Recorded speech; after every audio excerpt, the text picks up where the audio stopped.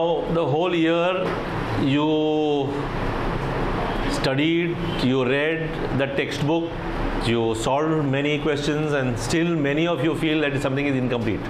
Am I right? Now, that should not be the case.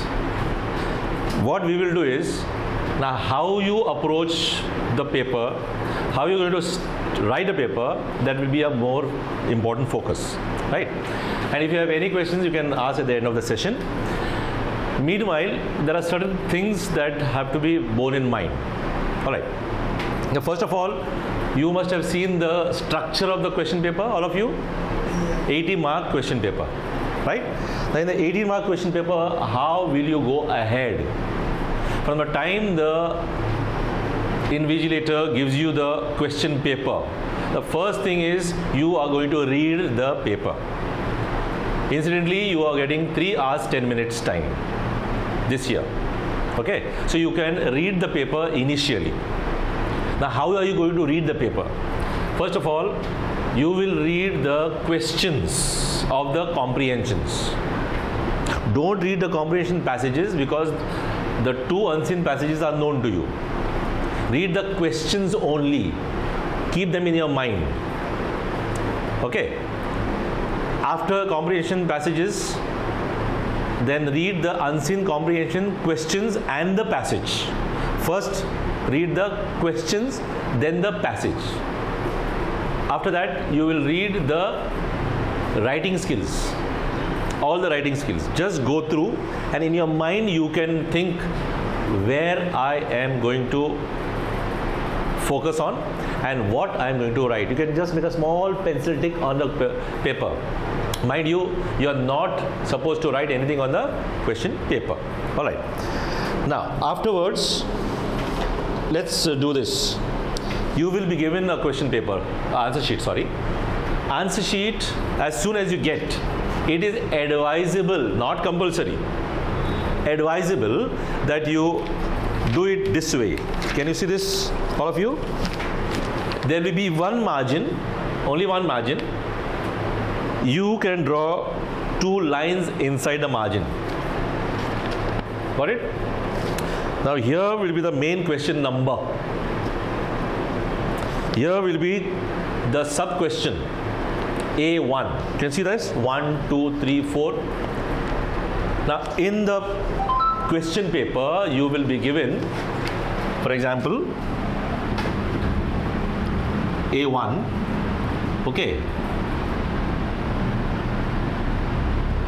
Have you seen this? Yeah? Or you might be given A1, 1, A, B, C. Please note that you must follow the question numbers as it is mentioned on the question paper. Don't forget that. Alright? So you have to follow this as per the question paper. Now I have written here 1, 2, 3 because in my question paper I had 1, 2, 3, 4. Correct? If in your question paper you have 1, 2, 3 or A, B, C written this way, small or big, you have to follow accordingly. Is it very clear? Okay. Now let us go on to, as soon as you do this, you have to draw the lines, and afterwards when you write the question paper, answer sheets, you will go ahead. You can do this lines for 2 or 3 sheets and be ready, because you will be getting half an hour's time to just do all this and write the details. About the details on the front page, you all know very well. Yes? So need not tell that. Okay. Now let us go on to the time management, which is very, very important. Now, how many of you, many a times when you solve the 80-mark English paper, have left the skills, or you have to hurry up with the skills? How many of you? No one? So you were able to finish the paper on time? Okay. I would suggest that you finish the paper not in 3 hours time. Complete your paper in 2 hours 45 or 50 minutes. Is it possible? Yes? Yeah, it is possible because you have practiced. If you have not practiced, you have to practice. Now, why do students not finish their paper? on time because they did not manage the time well. You have first the comprehensions, right? First you have the grammar and vocabulary, then you have the comprehensions, the poetry, the appreciation, then again comprehension, summary, and the writing skills. How many writing skills do we have? 5. All right, we have 5 writing skills.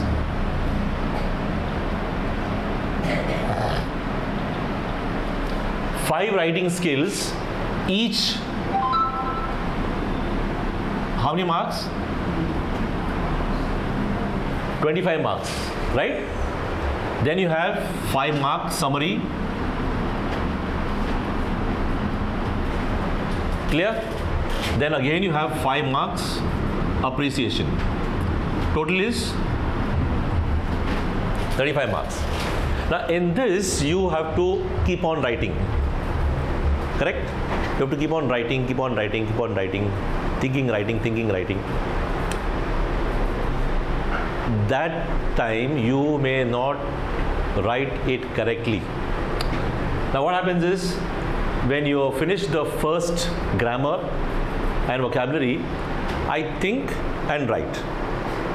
I think and write. I think and write. Clear? Grammar should be correct, there should be a punctuation, there should be a question mark, and everything I have to be very careful. One small mistake means 0, correct? That time when I'm doing the first one and the comprehensions, I think and write. I think and write. What happens to my hand? What happens to my brain? What happens to my eyes? They feel little relaxed. But when you are writing 5 writing skills, summary, appreciation, you keep on writing and writing and writing. Ultimately what happens? Your fingers feel tired.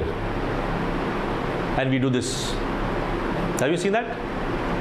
11 o'clock your paper starts, right? 11 to 1, freshly you keep on writing. 1 to 2, a little bit tiresomeness. Okay, and 12 to 1, 1 to 2 means you are almost tired, the brain is not functioning well. And that is a time when the skills may not be so polished or good. So it would be preferable that you finish the first hour and the second hour start with your writing skills. Very clear? You can do that. Whenever you are writing, see that you are writing every question in serial order. Okay, serial order. You must have seen this again. A1, what I have done, 1, 2, 3, 4, 5. Barabar hai? Then you have B, 1, 2. Now suppose I know the first question. I will write down here. Second question answer, I am little doubtful. What will do? Leave space. Third, I know it well. I will write the answer. Fourth, not sure. Fifth, not sure, leave.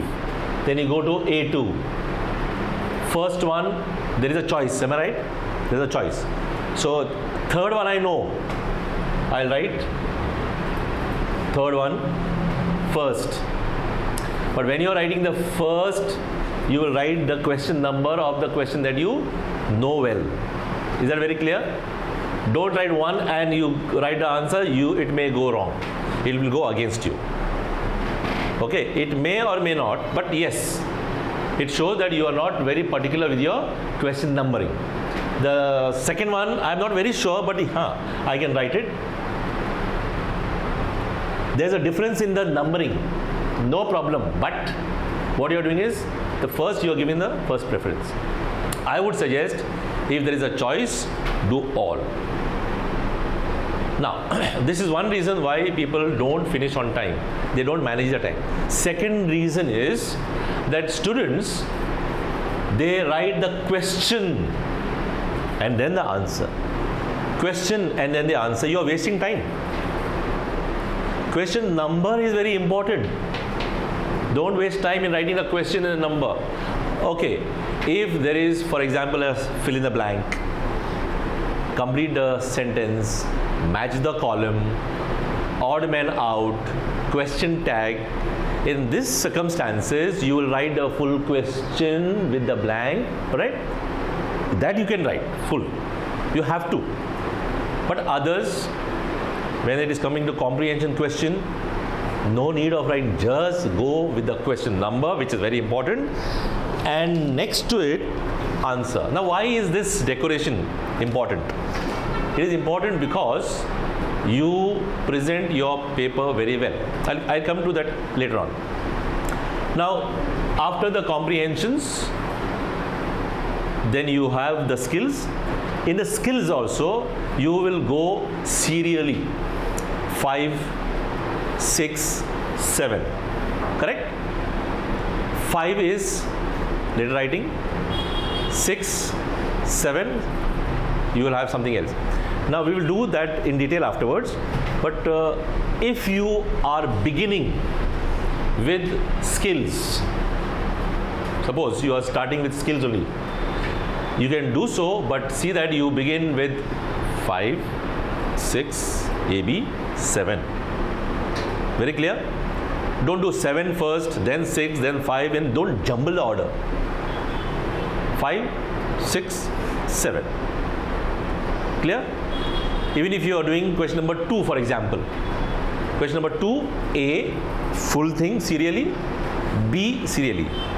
Okay, so if you are taking 2 first, A, complete it, B, complete it, and then go to the third one. This is how you will write the paper very systematically. We want system. Why is this important?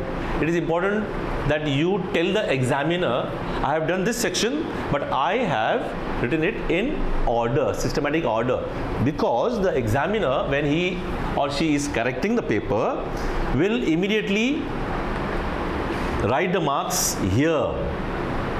Got it? Now if I am doing question number 4, for example, I am doing 4A and B. So what I am doing is, I am doing it all serially. Marks, total marks will be easily written against 4. Now if you do 4A somewhere else, B at the last, it becomes difficult for the examiner to get the marks and write it over here. It's not difficult, but in fact you are wasting the examiner's time and you are irritating the examiner. Is that very clear? Fine. Hi everyone, तो 17 और 15 of March को मैं live जाने वाला हूं with IMP questions in science and technology paper 1 and paper 2, दोनों भी paper का मैं डिस्कशन करने वाला हूं आप लोगों से, वो भी live at 5 o'clock. So please आप लोग उसको जाकर के ज्वाइन करिएगा. अगर आपको अच्छे मार्क्स चाहिए हैं, अच्छा पेपर लिखना चाहते हो, अच्छे प्रेजेंटेशन के साथ लिखना चाहते हो, आईएमपी क्वेश्चंस अगर आपको चाहिए, वो भी ऐसे आईएमपी एकदम मस्त मस्के की तरह आपका पेपर निकल जाएगा. और अगर आपने कुछ भी प्रिपेयर नहीं किया है तो भी आपका 50% प्रिपरेशन उस दिन हो जाएगा जिस दिन मैं आपका क्लास कंडक्ट करूंगा, वो भी live.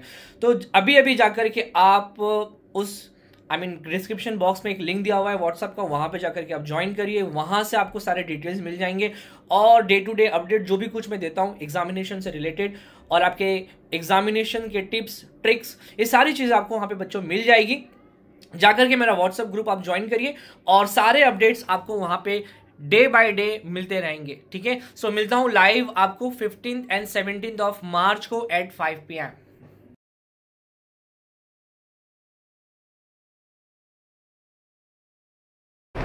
Now,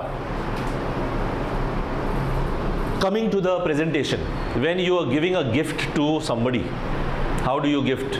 Suppose I want to give this pen to somebody on his or her good day. I'll say, this is my gift for you. Or will you wrap it nicely, put in the box nicely, write something and give? Yes? Presentable, na? It's nicely presentable. You are presenting this paper to the examiner as a gift. Yaad rakho. Remember that. As a gift. Now, why I am telling you? Because examiners are very, very worked up, pressed, sometimes stressed with your paper. You should present your paper very neatly. Okay? Now, what do I mean by neatness? As far as possible, avoid cancellations. As far as possible, avoid overwriting. And as far as possible, avoid scribbling. Now, what do I mean with this? Now, for example, I have written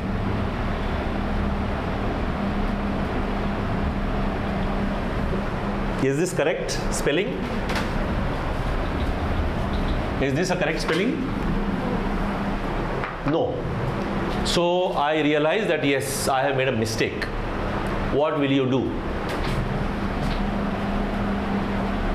This is correct? Wrong. Okay.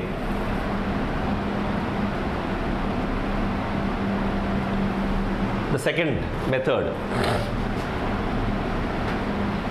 Is this correct? Yes. Just one small line, even if you use a pencil, no problem, and then you write the entire word properly. Okay, you can make mistakes, but as far as possible, avoid mistakes. So when you scribble, what happens? It doesn't look nice. That is one way of giving your paper neatly. Second is pacing. Remember this word lal. Anybody knows what is lal? She knows. Leave a line. There are many who are conjuice. Okay. Question number 1. You are supposed to do first 5 questions, right? So first, second, third, fourth, fifth, and they are just writing one below the other. You have the entire paper with you. You have to leave a line after each answer. So for those who are not doing this, remember, leave a line after certain answers. Okay? Leave a line after the headline, the title, the topic. Okay? Leave a line. Best is leaving a line. Okay? Even when you are writing grammar, vocabulary, noun forms, adjective form, leave a line. Space it out nicely. You will get it very clean and neat, presentable paper. Very clear? Alright? The third way of giving presentable is to underline or highlight. Now what do I underline? Fill in the blanks. If it is there, you have to write. Complete the following. Underline. Right? Suppose you are writing expansion of an idea. Okay? Where there is a will, there is a way. For example, I am writing a nice expansion. Now, I can underline important key words or phrases or maybe an idiom. Underline. But don't keep on underlining everything. Remember, I had told you to finish the paper in 2 hours, 45 to 50 minutes. What will I do with the rest of the time? When you read the paper back, underline and see that you have highlighted, underline, using a pencil. Don't use any other color or highlighters. Use a pencil to do it. Got it? This will give your paper presentable. The fourth, very important, is that you write each question on a new page. Each question on a new page. If you write this, it will be better. You space out. Don't think that you have a lot of place. No. New question on a new page. There's a reason behind it. Even the board emphasizes that new question on a new page. Every skill, especially the skill, new skill on a new page. Alright? Fine. So this is with your time management, your neatness of the paper, presentation, and so on. Okay. Now coming to the second leg of this. If you have any queries, please let me know. Then we can solve it on the spot only. Coming to the skills. Now, why am I important? I am so concerned with the skills, writing skills. Because question number 1, for example, a grammar. Okay. rewrite the sentence in correct form. You have written down, and as a result you know that it has gone wrong. 1 mark lost. Yes. Grammar, question tag, you have written, but you have lost marks because you have not put a question mark, or some tag is wrong. You have lost 1 mark. In the skill, it is 5 marks, and 5 marks you are bound to write something or the other because you know about it. And minimum, even if you get 50% in the skill, 50%, that is 2.5 mark. How much can you score out of 5? 5 marks each, right? 5 5s are 25. Half karo.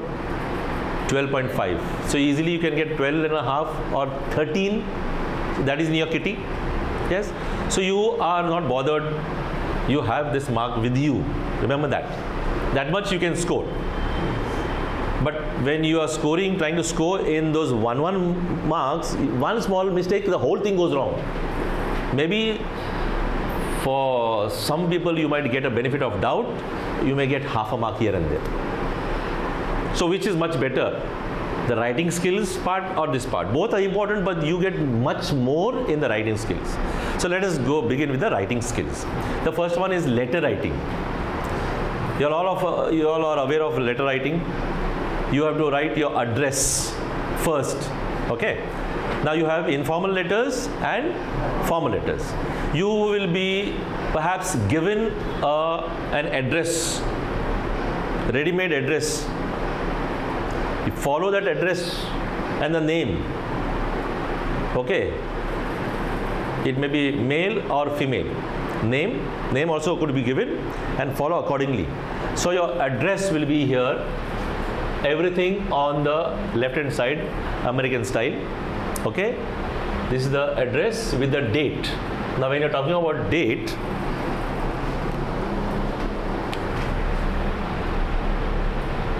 don't write this word date. Alright. You will just write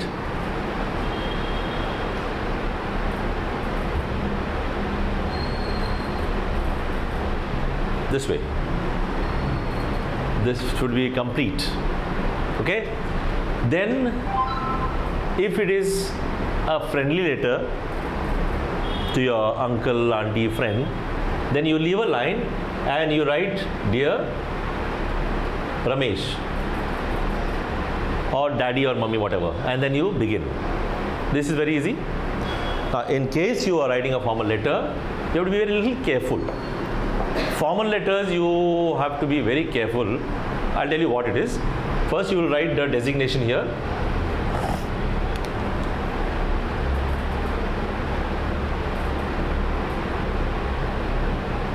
Designation. What do you mean by this designation?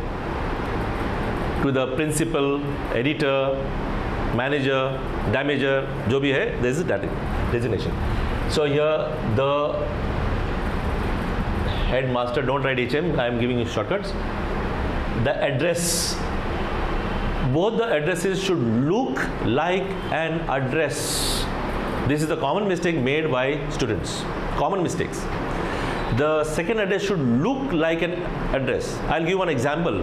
Write a letter to the editor of a newspaper. Address is given to you, but editor of a newspaper. So many students, what they write? I'll show you what they write. The editor of a newspaper. ये हो गया उनका address. You are going to lose marks. You are going to lose marks definitely. So you create your own address. Don't worry about whether address is correct or not. No. It can be fictitious address, but see that you write the correct address. Suppose you have been given an address of Kolhapur.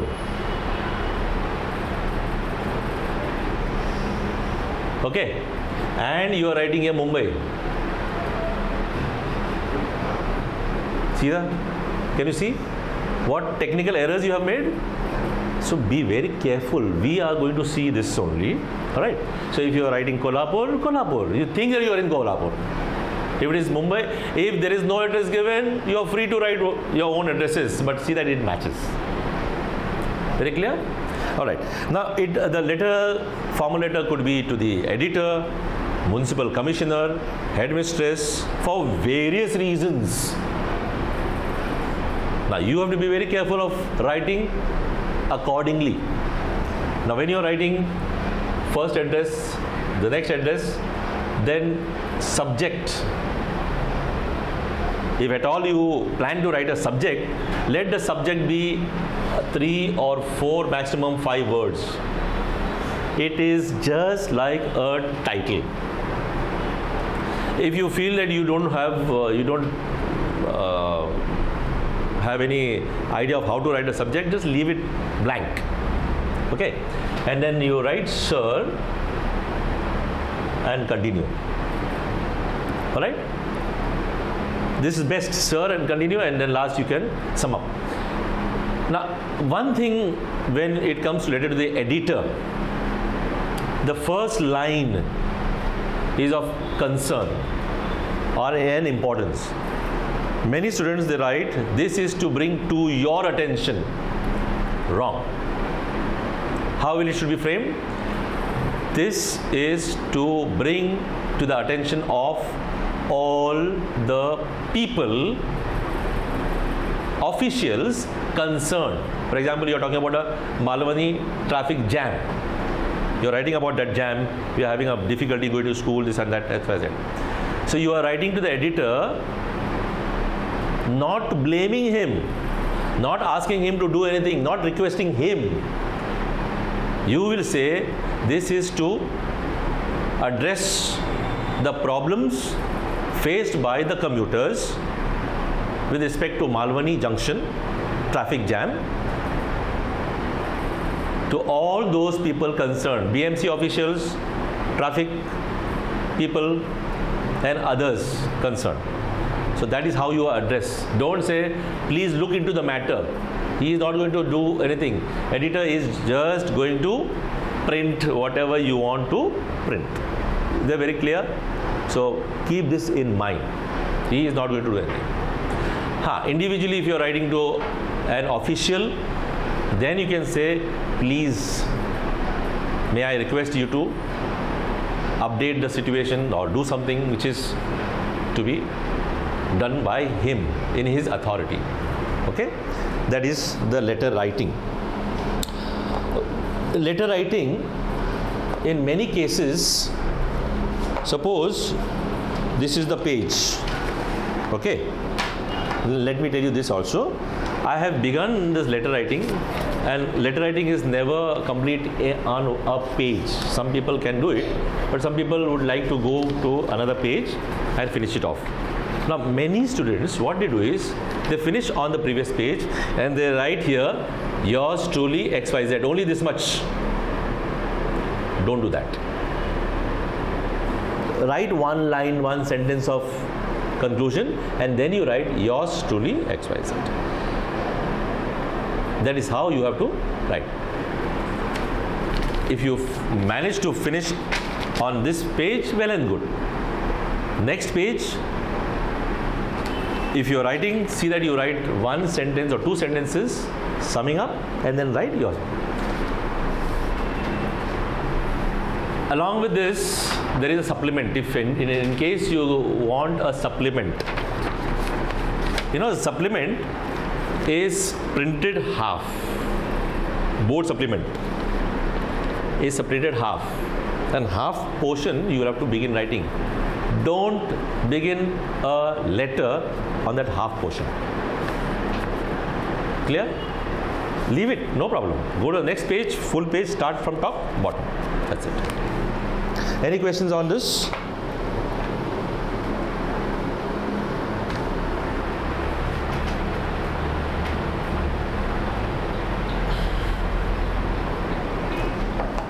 Next comes the report writing.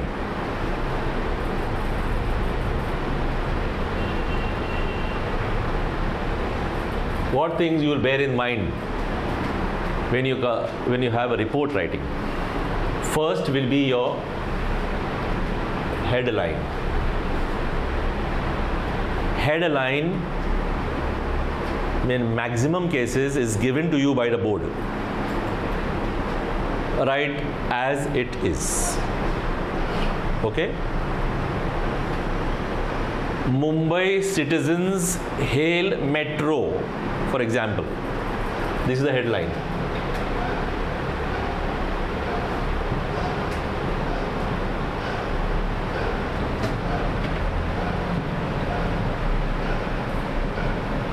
You know, metro is happening.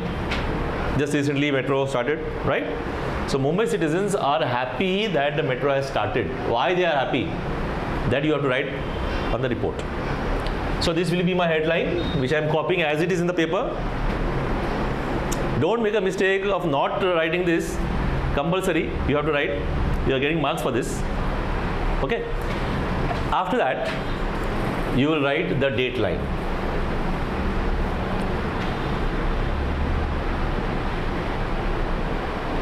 Now, before writing the date line, remember something I had told you. What to do? Headline you have written. After that, you are writing date line. What will you do? Leave a line. Yes. And best is underline this, highlight this, underline this. Looks nice and presentable. Okay. Date line. Now, date line is in two parts. One is the place and date. Place and date. Now don't write this place and date. It means Mumbai, March 4. That's it. Okay? This way you can write. In case you feel like you're writing Mumbai, March 4, no problem, one below the other. Yes? Now, incidentally, there are students who are writing by a staff reporter.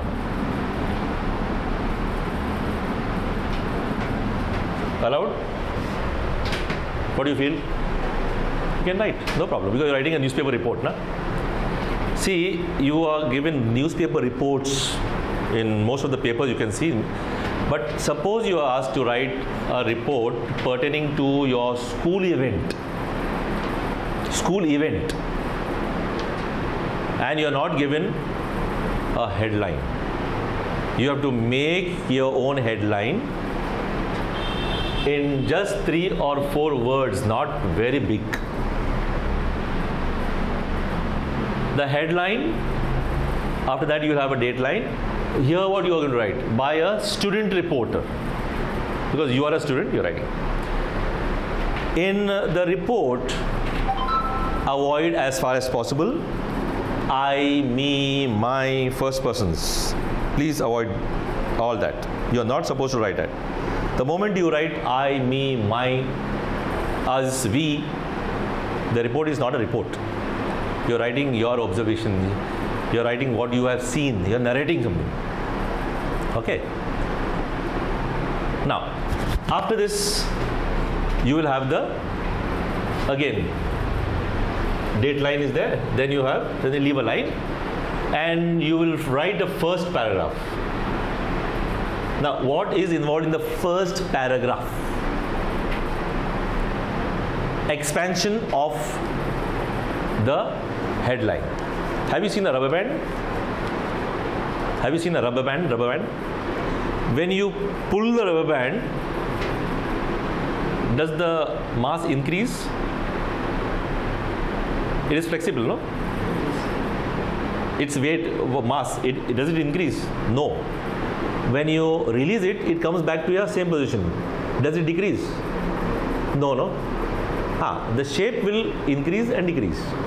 What I'm trying to say is that you have to expand, in this case, the headline. first paragraph is always to expand the headline. Expansion of the headline means use WH questions to yourself. Where, when, who, how, why. Those questions, if you answer in this, you'll get it. Okay. Now, take for example, same thing. The citizens of Mumbai, especially from Versova to Dahisar, because this line was started, no? Were very happy on March 1st to get the metro functioning as it was inaugurated by the Prime Minister of India. Now this is the first line. Now did I answer the question when? When I answered? When was it? 1st March. Now why did I not write 4 March? Because you have to report the event which is past. As soon as you write 4 March means you are gone. Technically, you know.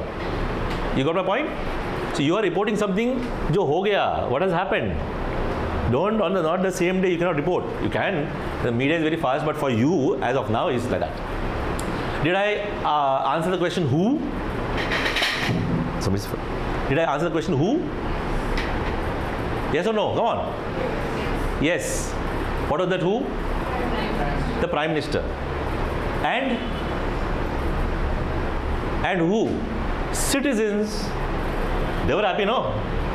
Why did I answer this question? Why? Reason is metro inauguration, right? So this way you can start, and then the second paragraph will be details in that. Understood? Now many people ask the question how to end it. If it's a newspaper, how to end it?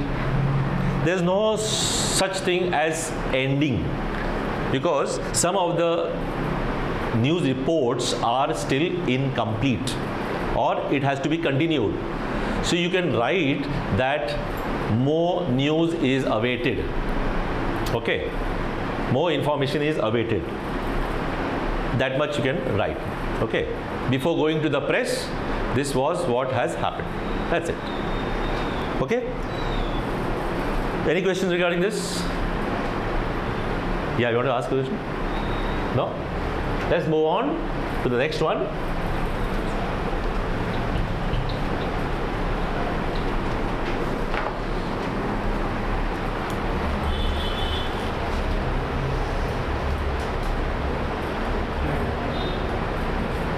Information transfer. Do you have this? Transfer information or information transfer? You have two, right? One is verbal to non-verbal and non-verbal to verbal. This is very interesting. There are two different information transfers. Verbal. What do you mean by this word verbal? Verbal means more words, paragraph, passage. This is verbal. Non-verbal means design. Just remember that, design. Now let us check this first. Verbal. You will be given a paragraph.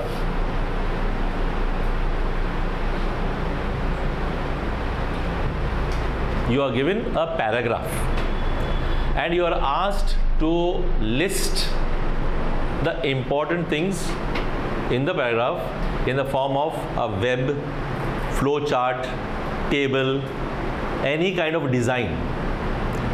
Now bear in mind, on the question paper sometimes they might give you a design, a cloud formation, oval, web, flow chart, whatever the design. You will draw the design as it is in the question paper. Don't change the design. Don't change the design. The moment you change the design, suppose it is oval and you make it round. This shows that you are not alert to the question there. Nothing is going to happen. Different examiners, they know what to do with your paper. Alright. Now in case there is a flow chart. There's a flow chart. It happens. And the flow chart, you may feel that it doesn't fit this way. Turn your page, do it this way. No problem. No problem. It has to be neat and clean. When you are going for a verbal to non-verbal, bear in mind, as far as possible, use imperatives. Use imperative sentences. What are imperative sentences? Again, grammar comes here. What is an imperative sentence? It is not a complete sentence. Get out is imperative. You must get out is a full sentence. What I have avoided? You must get out. Only that much. 2 words. That's all. Lesser words, more points to be given. Now what we see in this is how well you know your language. Okay? So verbal to non-verbal, please do the needful. It's very interesting, very good. Think well what you have to write and then you can do. Suppose they say put something in tabular form. Now see this, in this case is very easy to score. They ask you put tabular form. Again, on the table they have not given what are the columns to be made. Now you have to use your discretion how to tabulate what you are going to write. If they say write do's and don'ts, easy, no? Do's, don'ts. 1, 2, 3, 4, 5, 1, 2, 3, 4, 5. Very easy. But if they just said tabular form or they say prepare a flow chart, then you have to just think how to go about and do the needful. You can score good marks, but if you are in a hurry and overconfidence, you are going to lose out. Clear? Now coming to the non-verbal to verbal. In the non-verbal, you will be given a design. Design, flow chart, web, anything you will be given. You have to convert that into one paragraph, 80 to 100 words. So what will you bear in mind when you are given this verbal, non-verbal to verbal? First you write the topic. Topic could be given in your question. Write that. Not given, make one. This is important. After leaving a line, then you will write a paragraph. Now this is difficult. Is it? Is it difficult? Suppose there is one pie chart given.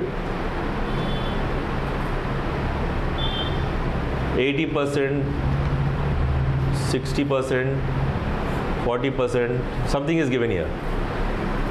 Or they say rice, wheat, jawar, bajra, whatever.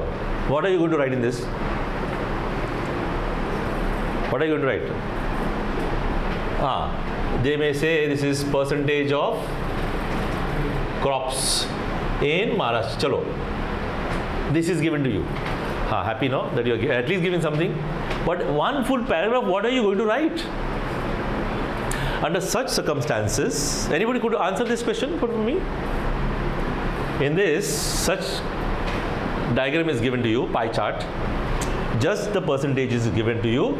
This is given, and all the crops named. What are you? How are you going to write this into one big paragraph, 80 to 100 words?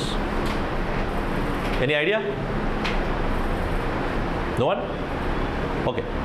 You can make use of some fictitious means of writing. According to the survey conducted by the Food Corporation of India, Maharashtra state got a survey of various food or crops grown in the year so and so, so and so. What am I doing? I am just expanding these things with something which has not happened. It's just a creativity. Now we see how you are creative in this. Okay. Then you can go for the least one, highest one. In Maharashtra, we have 100% crops or jawar grown 100% in the year so and so, so and so, so and so. Then go to the least. Now you can also give one small reason why. Climate was very good, conducive, there were more people to work on the fields, and so XYZ. Government gave them grants, something other, some reason you can. Why is there less percentage in a particular crop? So this way you can write it. It's all depending on your creativity and depends on the question that is asked to you. This becomes a little difficult for us. The second one becomes a little difficult. The first one is a little easier. So you choose which one you can write better. Alright? You must have gone through your 21 sets, 5 years question paper, model papers. You can get a number of skills, different skills. When you go through, you'll come to know whether you are able to write it clearly or you're not going to write it. So if you're not able to, then ask someone how it can be done. Right? We'll stop this topic now.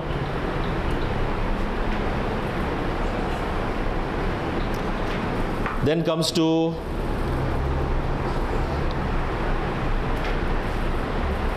expansion of an idea. Expansion of an idea. I tell students, as far as possible, avoid it. Why? Because we may not know the proverbs meaning. Okay, procrastination is a thief of time. I have given this. Procrastination is a thief of time. What is the meaning of this? I have given this. Expand karo. Write 80 to 100 words on procrastination is a thief of time. Are you able to do it? Anybody knows the meaning of this? Exactly. Exactly. Don't push anything for tomorrow. Do things right now. Easy na? Now you understood. Will you be able to write it? Now if you have not understood, what are you going to write? Understand? So if at all you get a topic in this way, and if you know it, you know the meaning, then go ahead. How you will go ahead? Again, you will write the topic. In every skill, remember, topic is important. Half mark is reserved for the topic, or 1 mark is reserved. Don't lose that 1 mark or half mark. Okay? The second thing you will do is explain the proverb. Earlier we used to get a proverb, we used to get a quote, and we used to get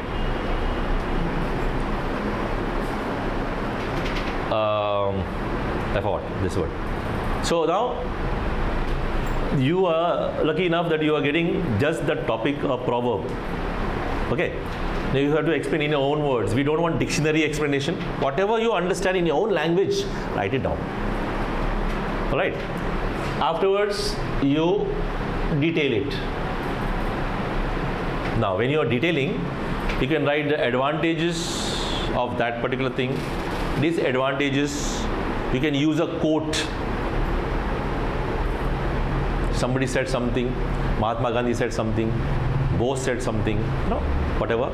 A person of high level, past, present, has said something. One small quote you can use, or you can write a similar proverb. Now, procrastination is the thief of time. Is there any proverb that matches? any proverb that matches. Procrastination is a thief of time, means you do not have to postpone thing, do it at the earliest now. So is there any other proverb you think of? Make hay while the sun shines. Same meaning. You can use that if you know. Okay, so you can use this quotes, you can use this, and you can get it. So this will be at the back burner. You may or may not write this because it might take time for you to think. We don't have time to think on the question paper when you're answering the paper. You don't have time to think. Whatever thinking you were supposed to do was from June till date. Now you, at 11 o'clock, March 6, you will only just write. Think, write, think, write, think, write. See, think, write, see, think, write, and so on.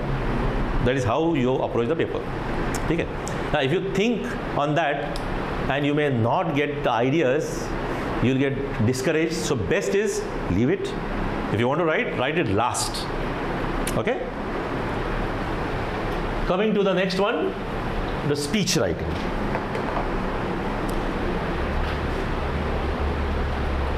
Speech. Speech is the only topic which is there in orals and in writing. Correct, na?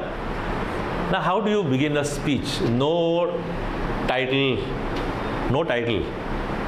Okay. You will write a question number. Remember then.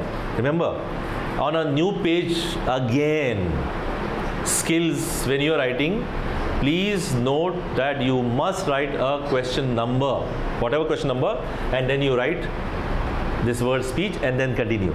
So what are the things that you bear in mind in writing speech? First. Sorry? No. How will you begin? How will you begin?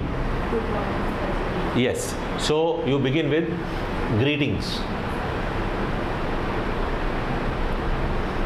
Greeting the audience.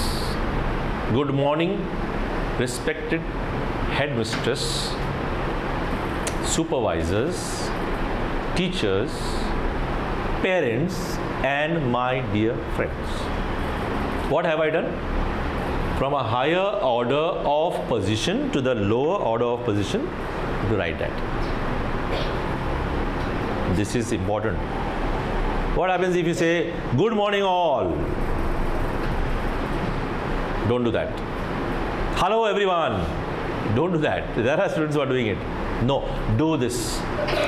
Good morning or good afternoon or good evening. No good night, with 3 phases. Systematic. Got it? Once you finish that, what is the next? Once you finish that you write express happiness or joy. Okay, now what do you mean by that? Suppose you are asked to give a speech, deliver a speech on the Independence Day program in your school. I'll say, good morning, respected so and so, so and so, so and so. I am very delighted to be called to school as an ex-student to share my views on the subject women and India's independence. So what have I done? I am expressing my happiness of coming here and talking to you. So along with this, you write about the occasion. What is that occasion about? What did I say? Occasion of India's Independence Day, no? And also the topic. Sometimes they give you the topic. Write a topic on this. Trees are our best friends. In a speech. Now what will I write? Good morning, so and so, so and so, so and so. I'm very happy to be called as a class representative to speak on the topic trees are our best friends on this One Mahotsav day. Understood? One Mahotsav, you all know? That is a day celebrated. That is how. So like that you have to connect it. After that, again the details. You go along with your speech. In this you can write I, me, my, freely you can use. No problem. Okay. In this, if you want to make something interesting, what can you do? Sorry? Yes. You can use quotes. You can use a question. You can use a question so that people may think. You can use one small example or a small incident, anecdote, chota sa. So see that you can write it. Don't put everything inside, but as and when required, you can do it. Okay. It should not look as though you are just lecturing. I am asking you questions. Am I right? Yes. Am I only lecturing? Only giving a lecture bhashan? I am allowing you to speak up, right? No, you are not speaking. Is not my problem. Yeah. So this is how it has to go when you are speaking, so that audience can be captivated in your speech. And limit to 80 to 100 words only. Don't write pages after pages in skills. Bear that in mind.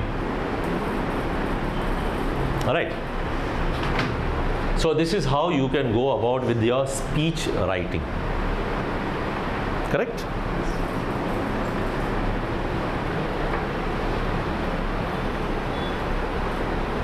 Some of the pointers in speech writing are given to you.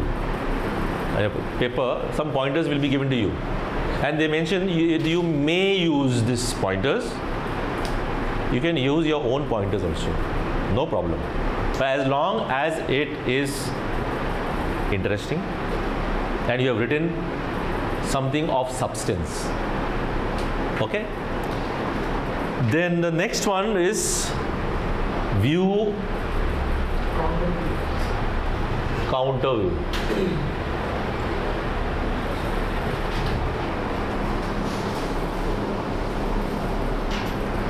View and counter view. What is a view? What is a view? Scenery. Okay. You are in 9th standard? 10th? Okay. View. He is correct. View is a scenery. I can view sir standing outside and talking. Don't look behind. Okay, I can view that. View means my opinion. My opinion. My opinion about this black pen, looking nice, writing nice. My view. Okay. Counter view means against, opposite. Just remember these two things. My view on any topic, what I think and why. Counter view is why I don't think it is this way and why. The why is important. It becomes difficult for us, difficult for you. This is one more topic which is little difficult for people to write. Sometimes they very easy topic hai. And then when they start writing, first line they write nicely, they scratch their heads. Kya likhega? Alright. Now how to go about? In your question paper, this view and counter view, sometimes they give you a very tricky question. Sometimes they will give you a very straight. Write your view on the following topic. Bus topic here, view. Easy, na? Suppose they write a counter view on the view given below. What do you write? Counter view you are going to write. Now they have written the counter view also and view also. The students get puzzled. They go for view. Mind you that you will not get both counter view and view. दोनों नहीं मिलेगा. Either view or counter view. How will you write?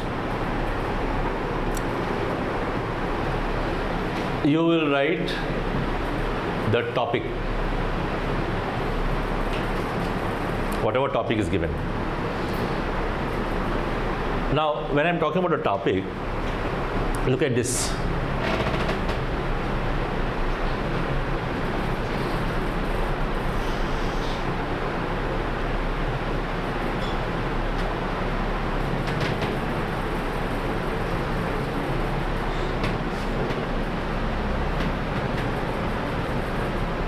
Mothers should engage in secular jobs. What is the meaning of that? Mothers usually are housewives, है ना? They should go to work like how males are doing. ठीक है? Now this is the topic which is given.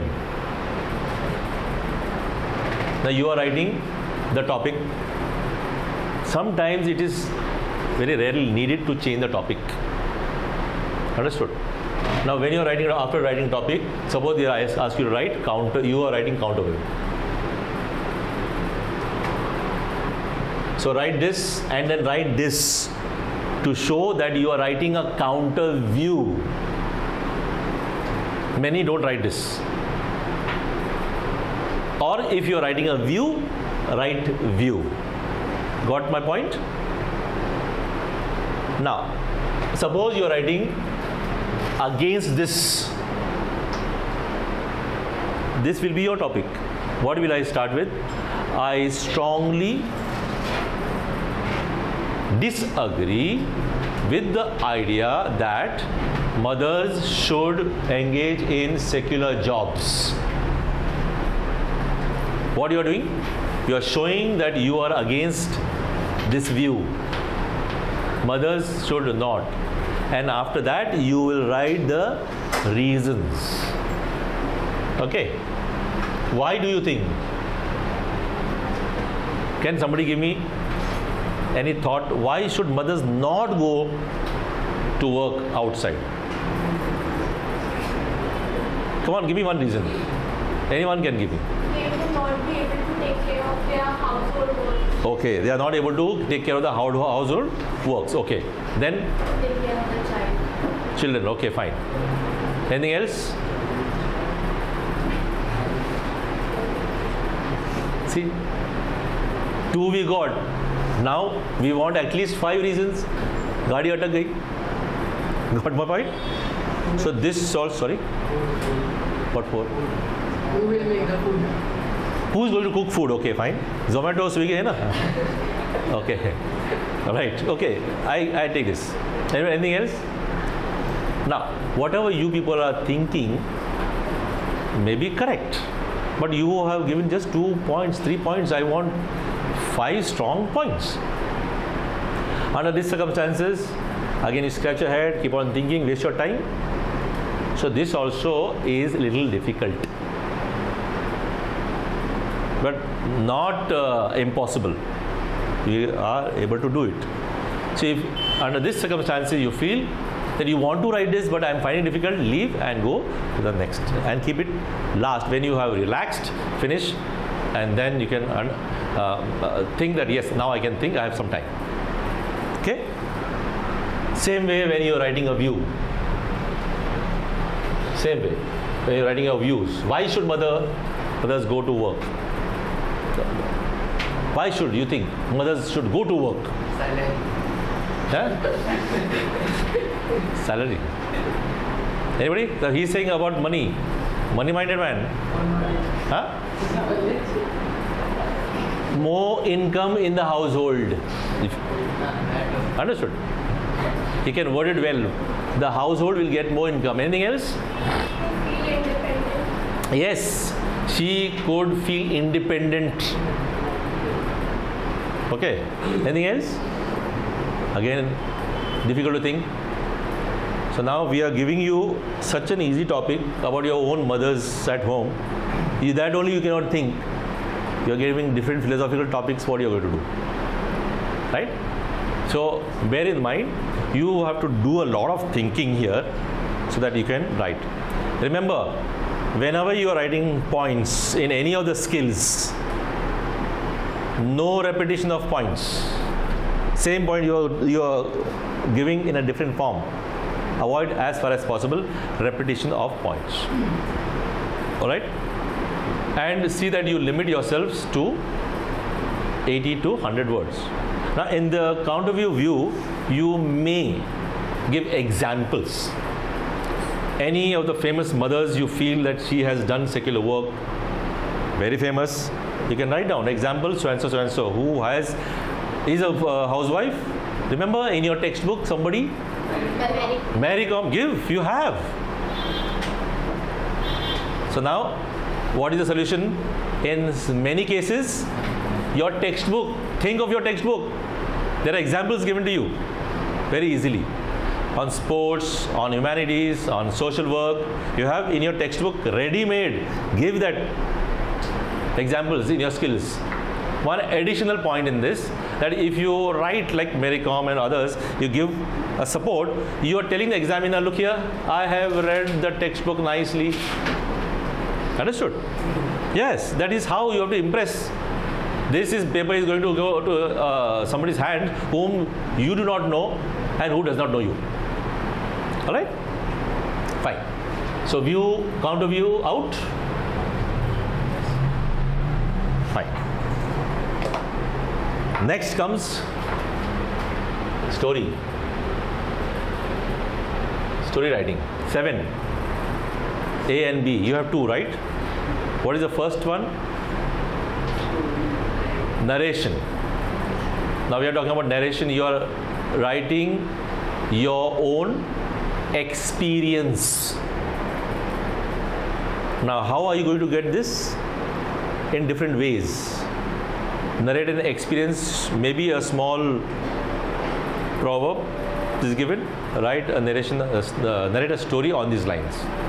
Or you may get a beginning or an end.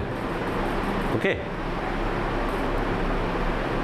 Now when you are writing narration, you are free to write I, me, my.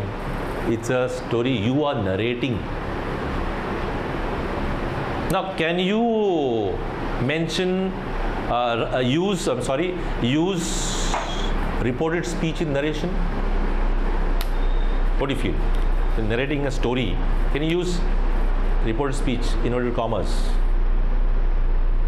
To some extent, yes. My mother asked all of a sudden. Okay?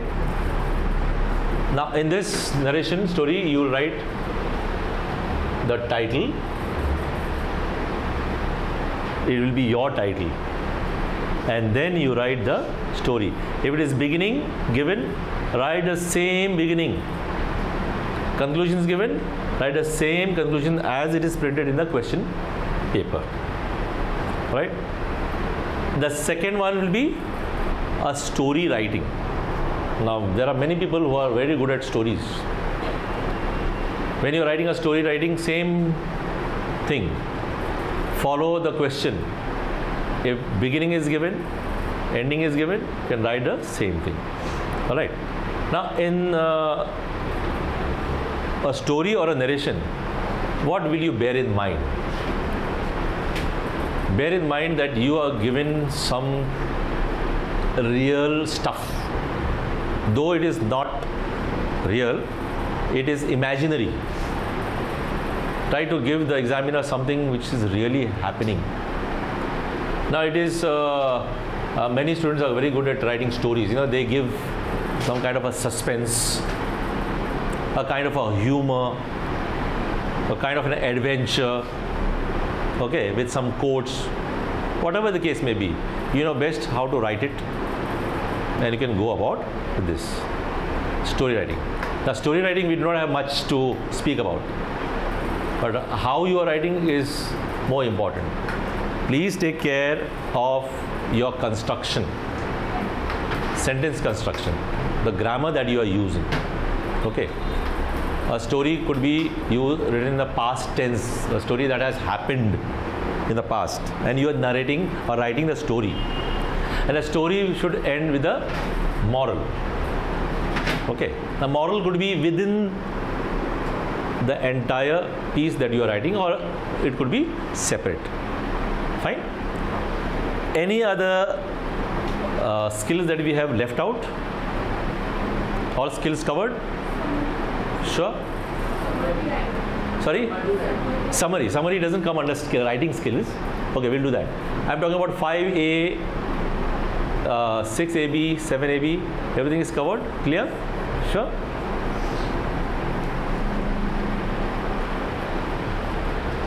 Now, summary writing comes in question number 4B. Unseen comprehension. Unseen comprehension, you have 10 marks. And you are asked 4B to write a summary of the entire thing. Okay. Summary writing. How many of you have your textbooks with you? Oh, very few. Fine, no problem. No problem.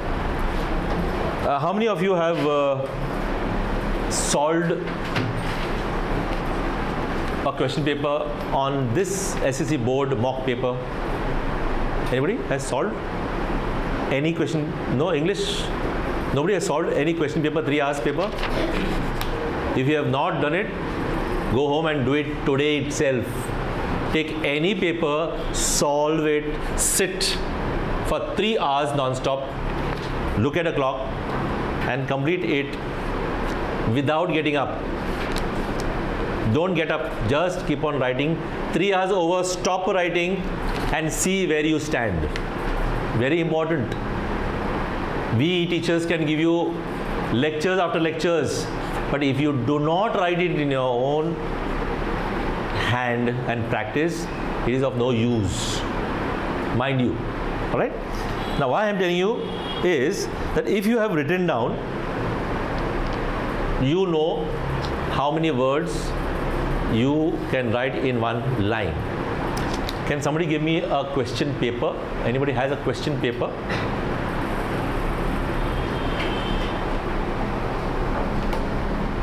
Question number 4B is a summary writing.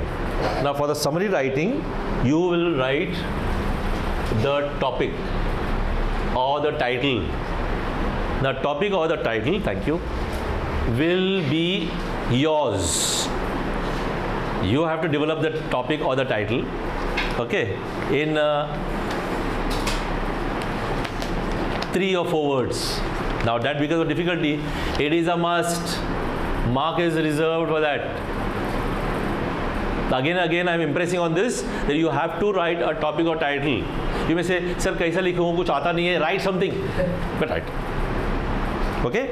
Now, for example, this paper I am having with me. Yes. We are doing summary writing. Fine. Now, can you see this is the passage given to you? Right? Now, I have to write a summary with just 1/3 of this passage. 1/3. Now, how do I do it? What I do is I count the number of words in any given full line.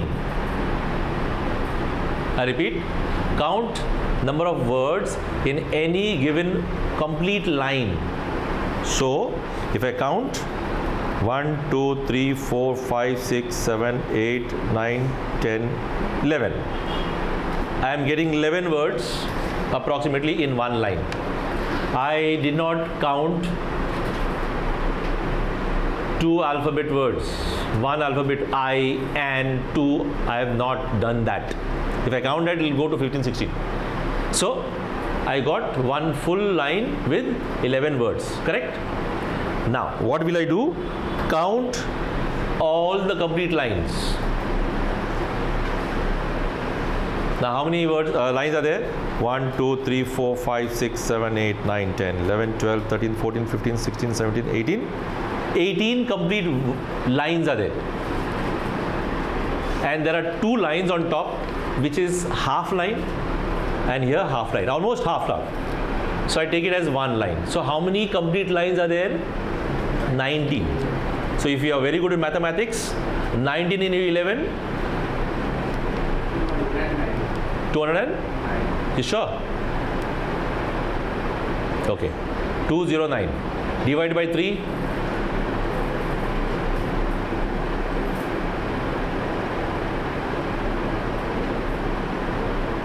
60 plus.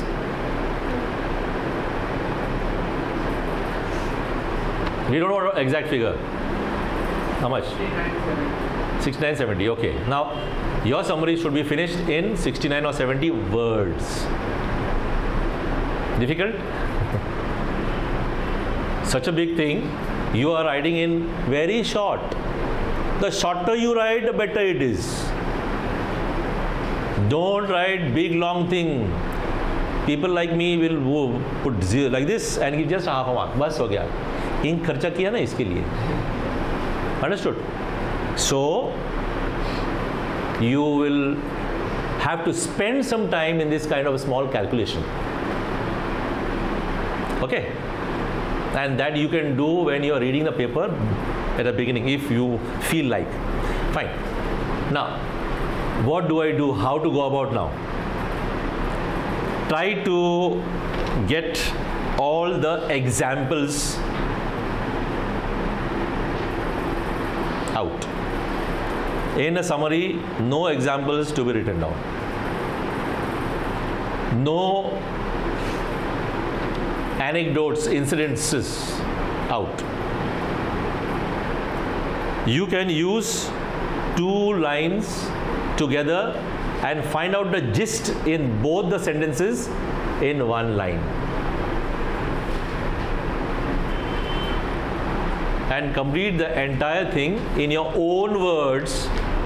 Once you understand what it means, you write the entire gist in your own words and try to finish in 70 lines, as I said, if you have this kind of a passage.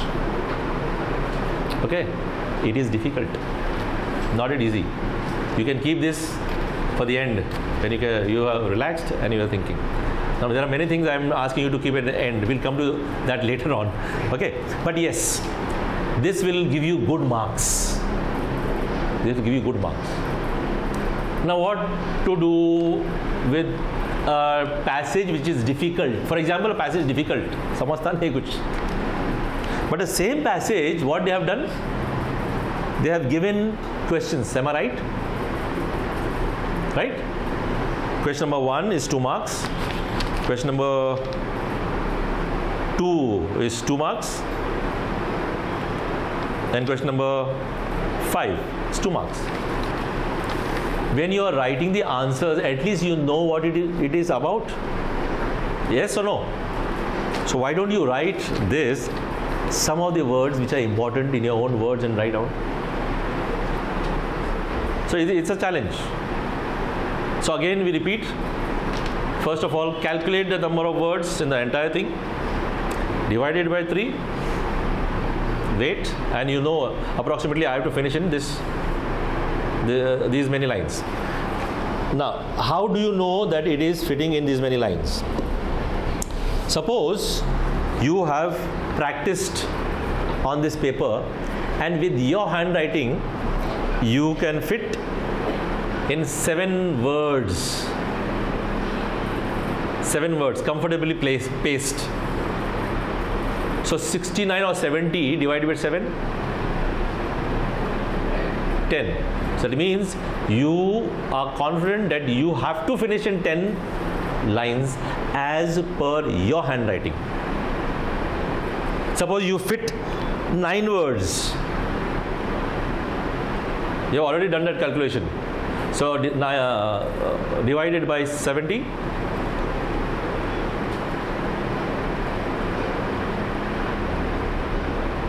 How many lines you can fit in? 7 or 8 lines. This is how you have to work out. So without your practice, you cannot go ahead with summary writing.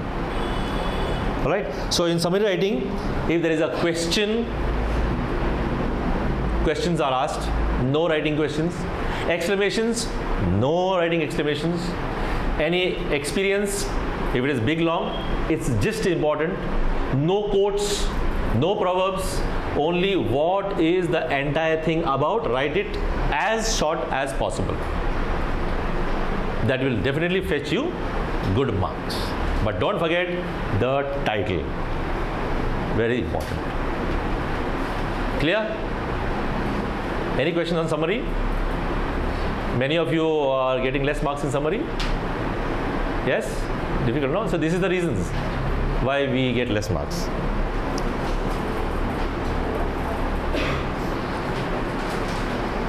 Anybody has to ask me anything?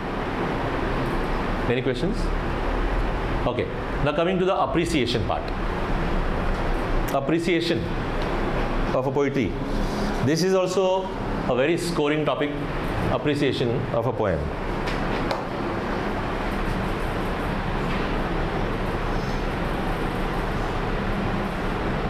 Appreciation of a poem, you can get maximum marks in this, and you are getting pointers also. Everything is ready made. The full poem is given, or maybe an extract could be given, and who has written, everything. Now in your textbooks, every poem there is an introduction, right? Have you all gone through that introduction? Yes? Is it difficult to remember some things in introduction? I don't think. Now in the introduction, the second paragraph or the latter half is the central idea. Appreciation, you write the topic. Give me one poem. Huh? A thing of beauty. Okay. A thing of beauty is a joy forever.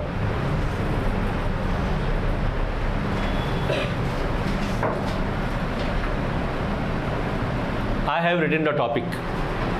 Please do this. Then leave a line. Then what you will write? You will start. How you will begin? Again, the name of the poem.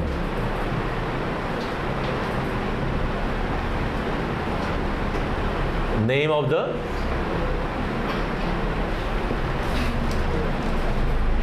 please don't write sentence wise. This has to be in paragraph. Maximum students are giving point form. Name of the poem, so and so. Poet's name, so and so. Figure of speech, so and so. You'll not get marks. It should be as a paragraph. Many of you are having 21 sets. Yes? Have you all seen in the 21 set how it is written? Right? Follow that. It should be in a 2 paragraphs. Clear? Now when you are writing this name of the poem,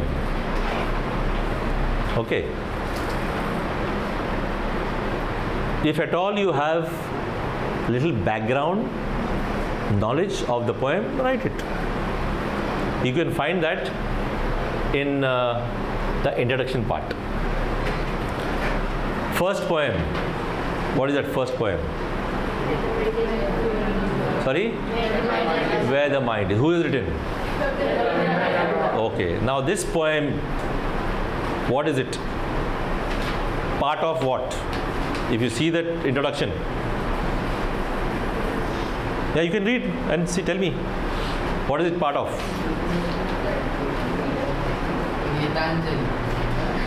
Part of Gitanjali. So part of a collection of poems written by Tagore. Correct. So now you can write that name of the poet. We know Rabindranath Tagore. Can we write one line of this man? There's no harm. There is no harm.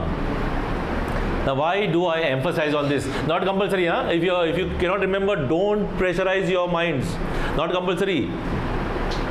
If at all you can get something about the poet, about the poem and write, you are in fact telling examiner, look here, I know, give me marks, right?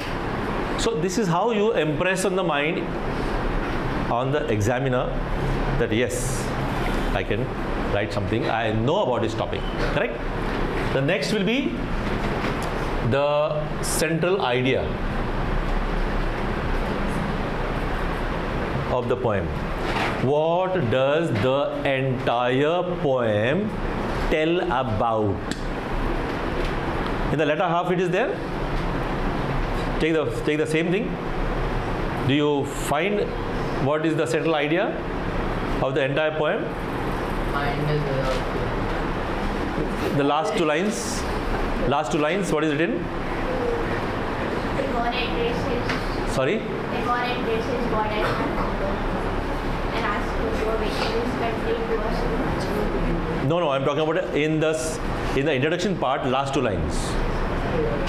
I'm talking about it. Yes.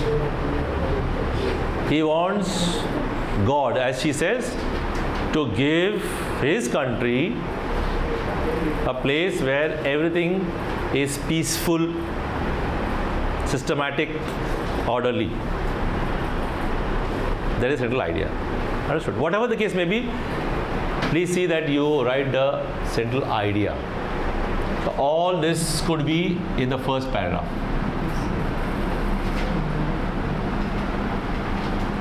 Second paragraph, you will write something about the entire poem. What is it?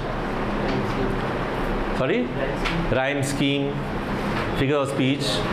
Okay, you will be given pointers, no problem. Okay, you will be given pointers.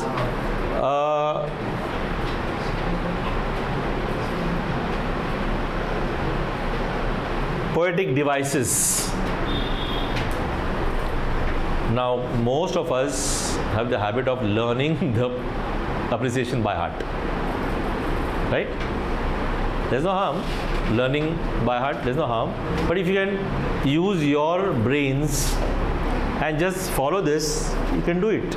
Because the poem is there in front of you. Whether the poem is having a rhyme scheme, whether the poem has different figure of speech or one particular figure of speech dominating. Okay, what is the rhyming, what are the rhyming words in the rhyming scheme? This could be put in the poetic devices. What else? If you are writing figures of speech, Example. give one example. Give one example of figure of speech with the explanation. Understood? And suppose, since this is not a critical appreciation, in critical appreciation you write something more. You'll just end up saying that this poem, the poet has used easy language, or it is fit for youngsters, or it is good for the citizens like this poem, okay, and so on, and you can sum up. So in the second paragraph you can write this. It's very easy, nothing much difficult.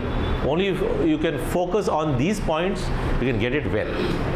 But remember those points, you have to put in paragraph 1, 2 paragraphs. Okay? In some cases they may write in the question paper, write a paragraph. So only one paragraph is required. If they just write an appreciation, then you are free to write appreciation in 2 paragraphs. Okay? So appreciation is done. You can score very easily. When you are writing appreciation, again a new page. You can also underline the figures of speech, the rhyming words. Okay? Imageries. Do you know what is the meaning of imagery? There are some poems where you have an image created in your mind. Okay. An image created in your mind. Like that humorous poem, Height of the Ridiculous. You can create an image in your mind of the person who's almost falling down and his button is moving off. That can be an image. Or you can see that the scorpion, Night of the Scorpion. There's an image over there where the villagers are coming with the lanterns. The image is created. So you can give the imagery, give an example. But don't write very short. Try to substantially, it should look that you are writing some material. Substance should be given in that. Okay? Then you can do it very well, very easily. Alright? Fine? So your skills are over. Summary is done. Appreciation done. Anything else when it comes to writing? Yes? Okay, fine.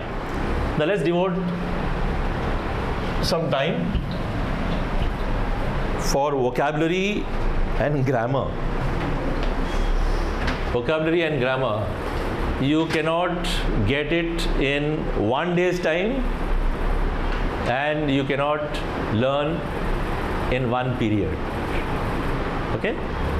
But yes, you can help yourself in some time that you are having this. Okay, let's start with the parts of speech. Parts of speech are also called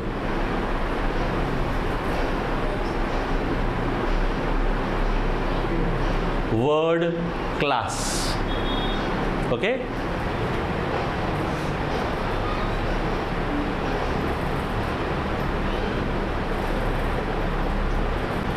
Sentence is given to you.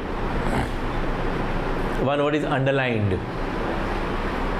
You'll have to write which part of speech it is. How many parts of speech? 8.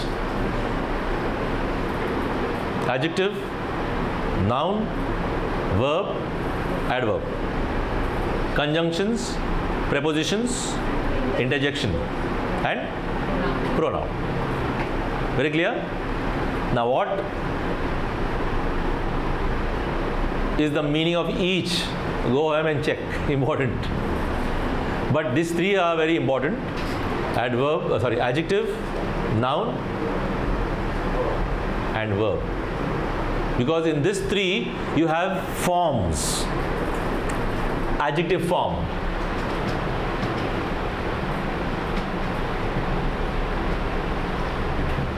Form adjectives. How do we do that? Memory, for example, given. Think in terms of to be. Memorable. Got it? So on the spot, to be memorable. Think in those terms. Don't write to be memorable. Nahi likhna hai. Only memorable. You are thinking to be. Okay? Now for verb. Verb form. I want to form a verb. Think in terms of to. Okay. Fought. Fought is given. Fight. To fight. Okay. To fight is given to you.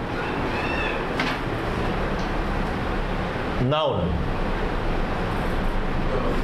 Noun, if I want to get a noun form, think in terms of my or the. Okay. So, memorable, for example, is given to you. My memory. The memory. This is how you are going to get the forms. Now, this formation is different, and a part of speech is different. Okay. I have a blue pen. I have underlined pen. So what is the word class? Noun. Have is underlined. What is the word class? Verb. Okay? Is it very clear? Fine. Now, in verb, coming to the verb, they might ask you a sentence and ask you to identify the verb. Only the verb. Where is it gone? Here. A sentence is given to you.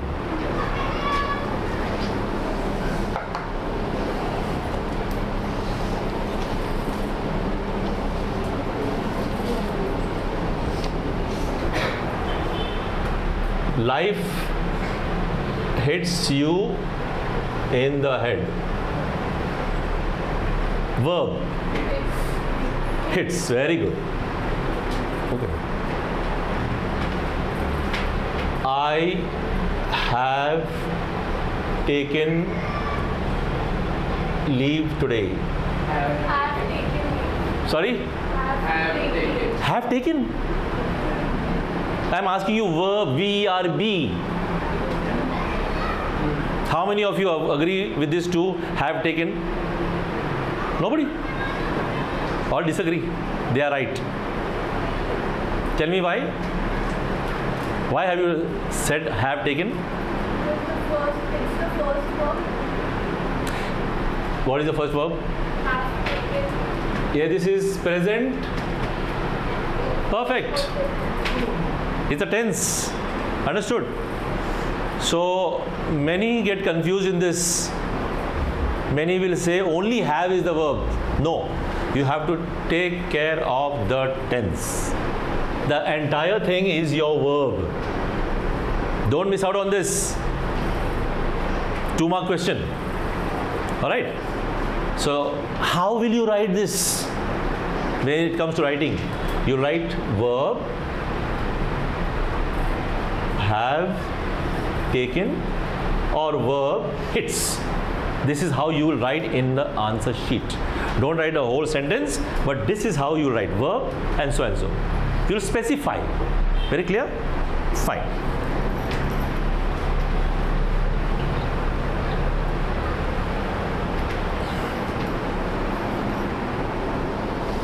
Spot the error. When it comes to spot the error, you know how to write it. Write a question and write an answer.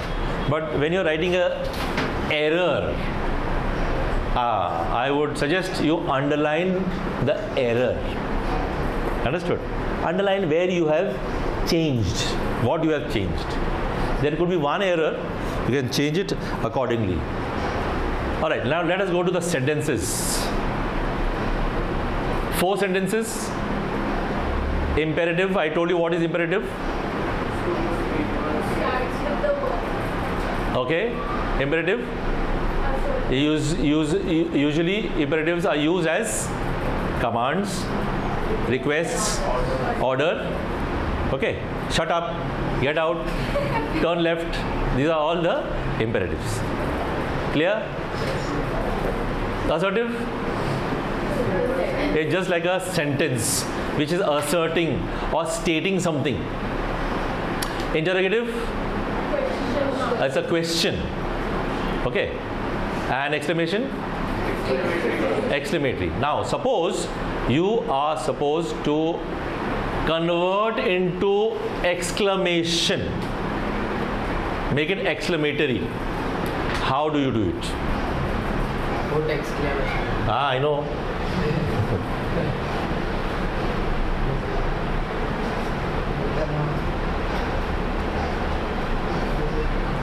The book is very heavy. Assertive. Now I am asking you, convert this into exclamatory sentence. So can somebody volunteer to help me out? Sorry?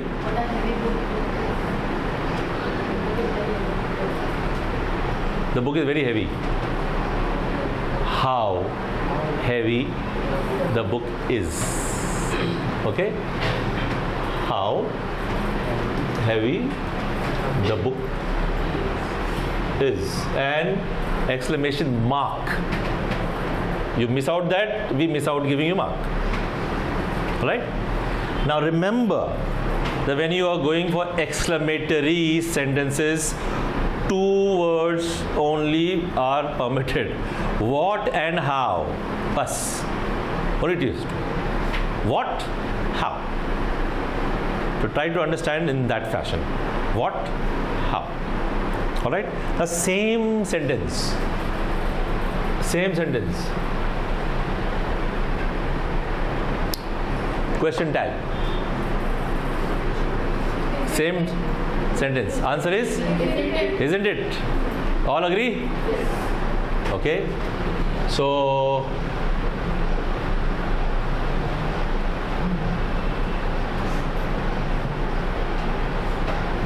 correct? Correct? Where? That was a mistake I made purposely. If you don't put this, you're getting 0. Easy, one of the easiest one, huh? Question mark is important. Now, why I am dealing with this? Because most of the students nowadays, I do not know, they are making a mess on question tag and interrogation. Now, convert the same sentence as a question.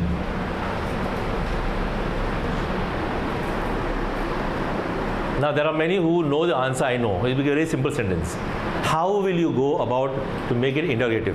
Interrogative. You have to make it in the question. I am not asking you a question tag. I said question tag just now. Done. Interrogative sentence make.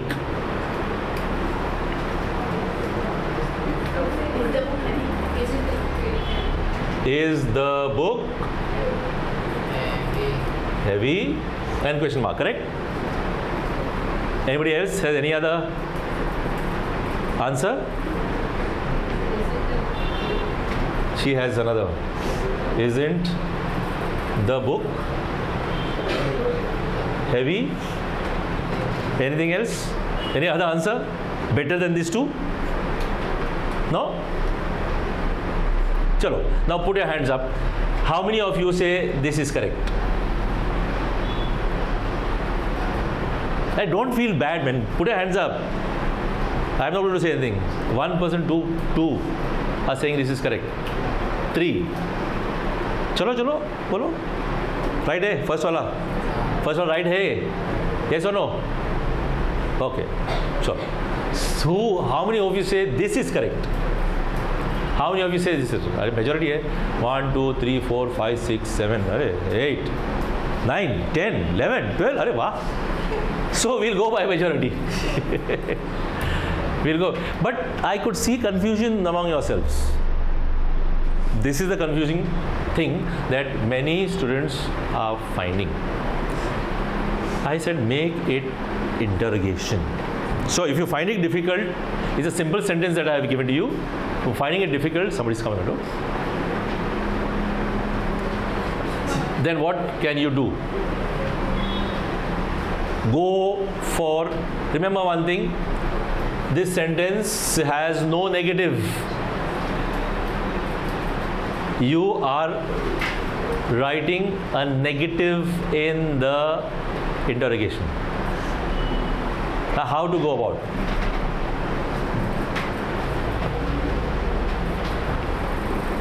Question tag. What are the question tag? Isn't it? Okay, that's the question tag, right? So keep the tag first. Isn't, not it. The book. Heavy? Question mark. Very. This is your answer. You understood what I'm trying to say? Try to get this question tag first. Make sure that your question tag is correct. Put the tag over here, and instead of the pronoun, the noun will come over here. Isn't the book very heavy? So your NT, not, comes over here. Got it? This way you will have to write it. In the same sentence,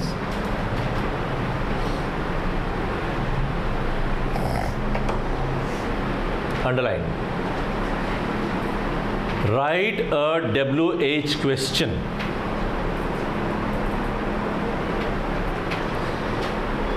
Question tag done. Interrogative done. I have underlined this. Write a WH question. Sorry? Yes. What is very heavy? The book. WH question. What, who, why, where, when, how are all WH words. So three things are separate, but most of the students get confused in this. Alright? Also, most of us do not know conjunctions. Why are conjunctions used? Join. Okay? Kind of sentences, kind of conjunctions.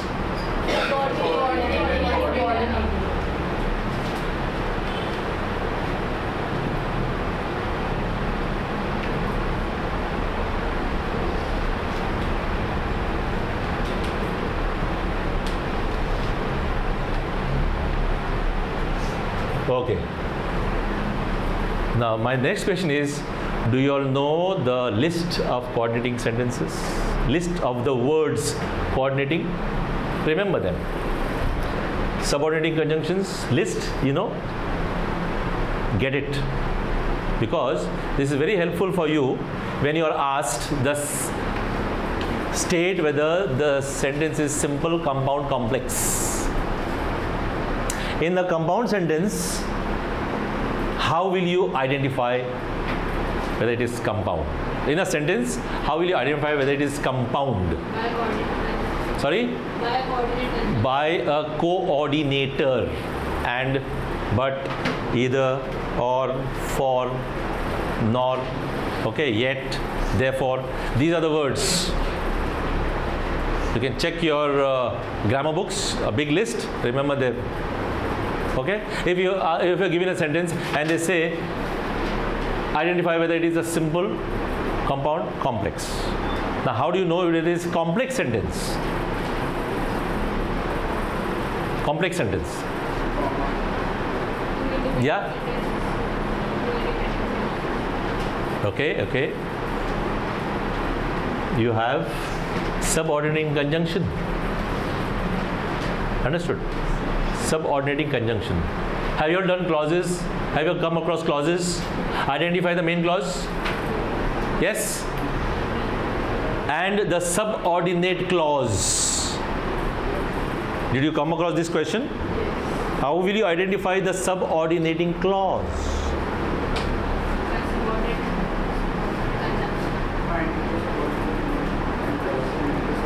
Yes, the subordinating clause will begin with a subordinating conjunction. Okay. For example,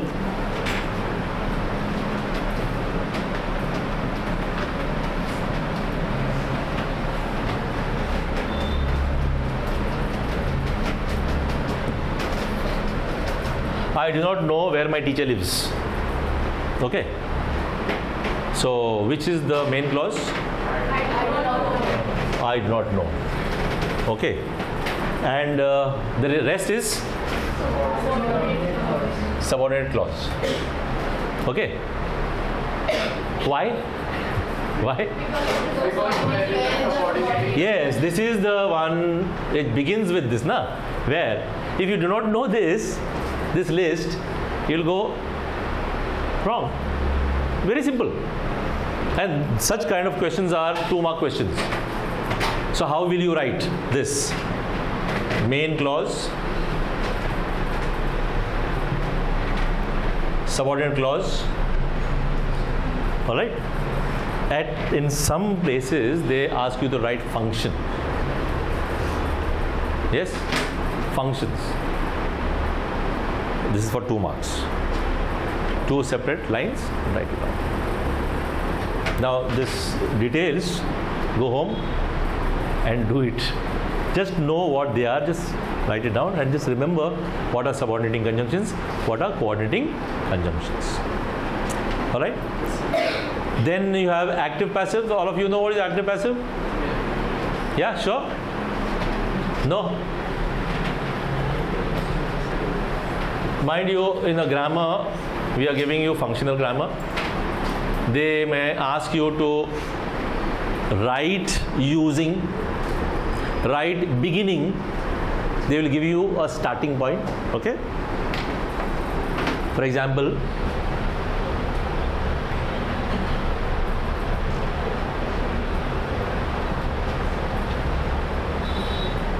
the police caught the thief, and begin with the thief. You have to begin and continue. They are not giving you what it is, assertive, negative, affirmative, कुछ नहीं दिया है. Just rewrite beginning with the thief. Okay. Was caught by the police. Got it? So what you have done? From an active, you have made passive. Now, whether they give you beginning or not, what will you remember in a passive voice? What shall you remember in the passive voice? In passive voice, what are the elements to remember? You have an auxiliary verb. Auxiliary verb means helping verb, sahayak kriya. Done? Hindi, no, you know, no, Hindi sahayak kriya hai ki nahi? Bas. And also you have agent. Understood? So this is how you get it. You have, this is very important, along with the main verb. Even if you do not have this, the thief was caught, समझ जाने का कि police caught him. Even if you don't write it by the police, चलता है, you get 4 marks. But this was caught is important. How you have changed. This is what? What is this called? Subject. This is verb. What is this? Object. So what have we done? Object, we have put it over here, and it is converted into subject. Got it? Subject, we have brought it over here. It became object. Verb has come in the central position, but it is accompanied by an auxiliary verb. Okay. And then we have an agent by. This completes your passive voice. Alright? So these are the few grammar topics that is of concern, and it is repeated. Apart from that, compound words, collocations, prefix. You all know what is prefix? Suffix. Okay? Root words. Yes? Anybody has any doubt with root words? Yeah? Contracted form. Something new. Textbook में है. Contracted form, expanded form.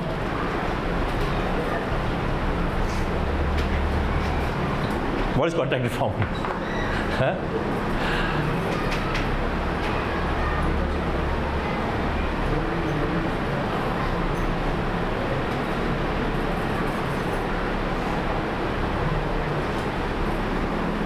Isn't.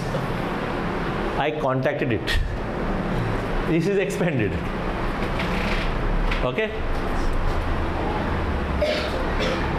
It is there in your textbook, this, but it is not given with the expanded form, contracted verb, but in case it comes, to remember that. Alright? Antonyms, synonyms. When it comes to this vocabulary, one word, okay, write the antonyms of, especially in your question paper comprehension part, right? They will give you, write the jumbled words, find out a word from so and so, so and so. What you will write is, you'll write synonyms,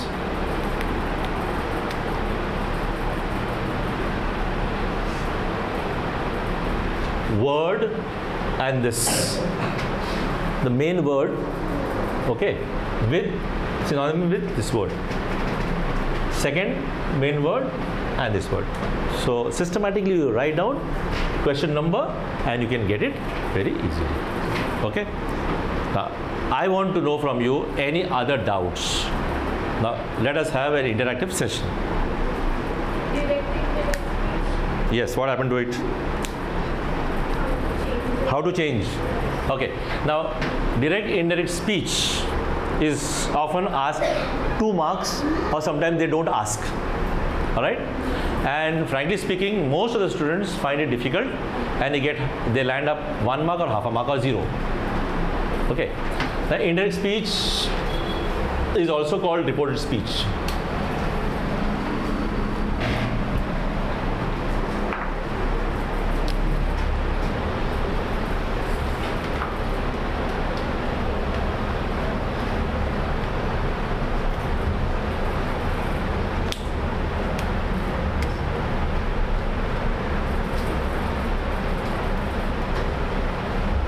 Let us take this very simple example. The boy said, I am tired.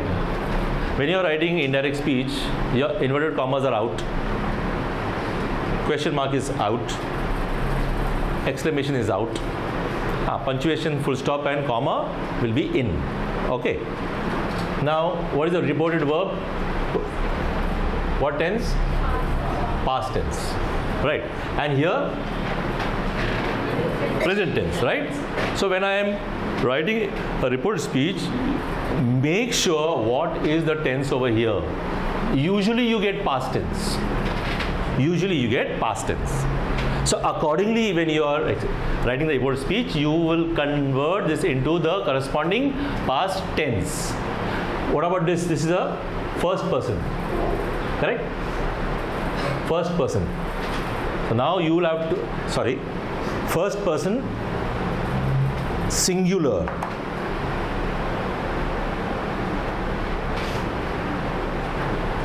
Single. Now the answer will be, the boy said that he was tired. What I have done? I have changed. Are you getting the point? I have changed into the corresponding past tense. I have changed this pronoun to he, right? And I have added a conjunction, subordinating conjunction. Got the answer? Now, my question to you is, suppose I don't write this. Is it right or wrong? The boy said he was tired. Is it right or wrong? The answer is right or wrong? Answer is right. Answer is right. We are using this, is understood, that is there. Now we have to be a little careful. Suppose this is there is a question mark here.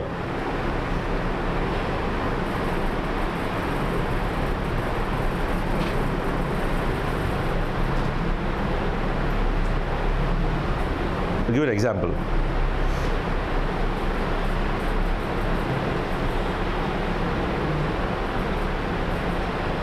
The boy said, where is your place? The boy said, now, bolo, answer. Instead of said, I can use something else. Asked. Because question, na? This is, I'm sorry, I didn't put a question. Boy asked, where was my place or his place? Correct. Now many students make a mistake. The boy asked that. Where was his place? Is it correct? Here you put that, it's gone. Wrong. That is why in most of the cases students do not get marks completed. Make sure that every element is changed. It has to be changed. Okay? Yes. So you got it? How to do it? Yeah. Instead of if there is an exclamation, you can write exclaimed that. A police is questioning, so he interrogated. Different terms you can use. Any other question? Sure? You're tired? All right. Now coming to the final phase, I have been telling you, keep the summary, counter view, and what else? Expansion last. Right? Okay. You will get a easy paper, don't worry. This year, very easy paper you'll get. Be that confident. In my initial stages, I told you, you have to manage your time, right? I'm repeating this again in a different way. As soon as you get a paper, you'll start writing the answers that you know and are confident. That includes the vocabulary, grammar, even the comprehensions. Now you come to comprehension. First answer you know, likha. Second, fill in the blanks. या match the column नहीं जम रहा है यार. So keep space. Third answer आता है. Fourth and fifth dicey.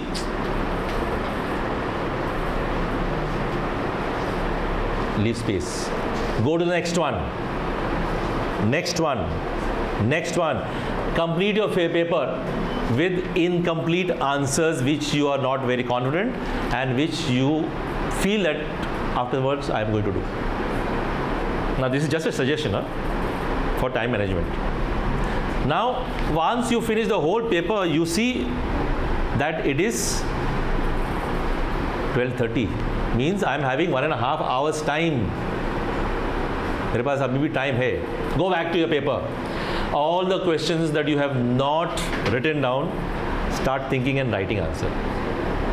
At least you are confident that 70% of my paper, 75% of my paper, or 80% of my paper is done. I have done the paper. Understood? Now come back for the 20% or 25% which you have not done. Think right, think right, think right. You will get it. Because now you are relaxed. In between, if you just keep on thinking and writing things, you will waste your time. At the end, what is going to happen? 140 हो गया. अरे बाप रे. And I have 3 skills to write. Now, bullet train starts. You will write, and what happens? Your handwriting will change because you are writing fast. भरना है ना. You want to fill it. Handwriting changes. Mind will go in a different direction. Something else you are going to write. Make a mess of it. Some students I have seen, they are writing little so that the examiner feel that yes, I have written something. Why? That is incomplete. You may not get that much marks. Clear? So when things are completed by you, which you know, and at the end you go back and write nicely, neatly, you are confident that you have done justice to your paper. Okay? So wish you all the best for your examinations. And I'm sure, I think that I have done only one fraction of whatever I had to do of your entire portion. Before going, I would like to tell you, your textbook, don't keep it aside. In fact, you are supposed to read the full text anyway. Now there is no time. Devote maybe 1 hour or 2 hours today after going home, after having khana. Don't sleep. In this textbook, you will read the warming up. Yes? You know warming up? Before the chapter, before the poem, you will read the workshop entirely and try to check whether you know or not the things. Full portion. Number 1. Number 2, in this warming up, there are a number of proverbs. बहुत problem इसके अंदर से आ सकता है. Check whether you know the meaning of those proverbs. How to check? Google Baba है ना, and see what is the meaning first of the proverbs. Everything you will get coming from here. Most of the things from here. Once you have done this thoroughly well, then you go take a paper, solve the paper, and be satisfied. Thank you so much.